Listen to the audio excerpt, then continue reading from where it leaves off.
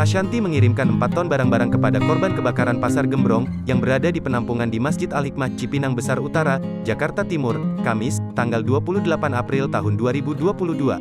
Selain memberikan bantuan, Ashanti yang turun langsung pun sangat senang karena bisa bertemu dan juga merasakan kesedihan yang dirasakan para korban Pasar Gembrong. Senanglah bahagia dengan kehadiran kita ini, satu hal yang gimana ya, karena kan terakhir waktu itu lagi pandemi dan lagi agak parah jadi kita tidak bisa kayak begini, kata Ashanti. Tapi walaupun ini sendiri lumayan kerumunannya, sambungnya, wanita berusia 38 tahun itu takjub melihat antusias para korban kebakaran yang menemui dirinya dan menerima 4 ton bantuan yang berisi dari sembako hingga baju baru. Saya sama sekali enggak risih, senang aja mereka antusias. Ya karena masih pandemi, ketemu banyak orang gini agak was-was. Cuma enggak apa-apa, ucapnya. Istri Anang Hermansyah mulanya takut untuk berjabat tangan dengan para korban. Akan tetapi, Ashanti merasa hal itu harus ia lakukan. Ia mengingat kondisi mereka, ketika mereka ajak salaman ya udah, mau gimana ya, tapi siapa tahu uluran tangan itu jadi obat buat mereka, jelasnya.